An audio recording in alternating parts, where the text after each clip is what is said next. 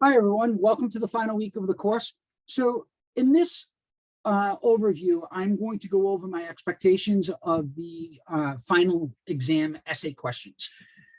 So essentially, when we look at this, these are the course outcomes. This is what my expectation for you when we started the course at the very beginning, that you would have an understanding or be fairly competent in understanding these outcomes once we completed the course.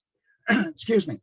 So the essay questions, the first one is, what are the sum of the potential consequences of the hands-off doctrine? I need to understand, we'll see that you understand the hands-off doctrine and the criminal cases associated with the hands-off doctrine and what the implication was for the hands-off doctrine and why it changed.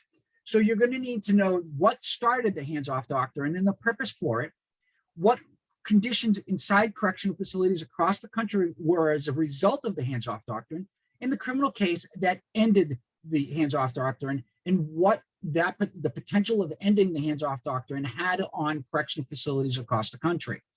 So please make sure that you answer this in complete detail. The next question is, explain the benefit of bail to an offender, community corrections, and the role of the correctional organization. This is a very broad area. I'm asking you to understand what bail is and how it impacts the correctional system, then describe what community corrections is in its implications and benefits that it offers correctional facilities. And then finally, I'm asking you to describe what the role is of the correctional organization to the greater criminal justice system. I'm going to be looking for specific answers in each of these areas. The next question is, how does moving away from intermediate sentencing affect the use of parole? This is really important because I need you to understand what parole is, how does it function, what is its role in the criminal justice system, and then describe what intermediate sanctions is, and then describe how that impacts the use of parole. So you're going to have to describe both models, and then you're going to have to give me an analysis of why you believe that it impacts the use of parole. The next question is, explain why the American prison population is getting older in different types of correction settings that these special needs offenders can be housed in. So this is, again, a multi-part question. I'm asking you to look at the prison population and the overcrowding and why our numbers continue to keep going up across the country. And then I'm asking you to think about those special needs offenders. That could be the elderly. It could be individuals with special needs, say somebody that's on the spectrum. It could be a variety of different types of inmates. You might want to think about the LGBTQ community as they enter into a correctional facility, and how the challenges that are associated with all three or 12 groups.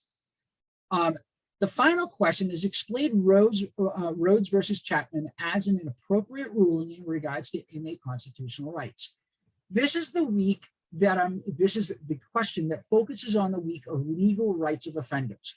So you first need to understand what Rhodes versus Chapman was, cite the case, and then describe why it was so important on inmate constitutional rights.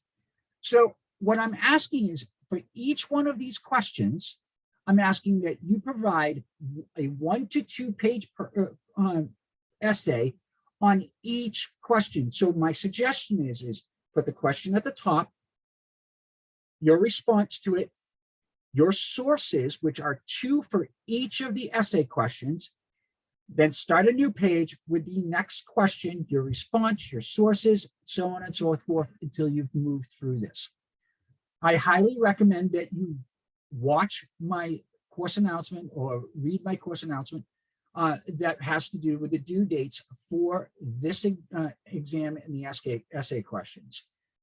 If you have any questions, please feel free to reach out to me and try to take each one of these questions one step at a time, answer it, take your time, and move through them. And I hope to see that you've gained all of the necessary knowledge for this week.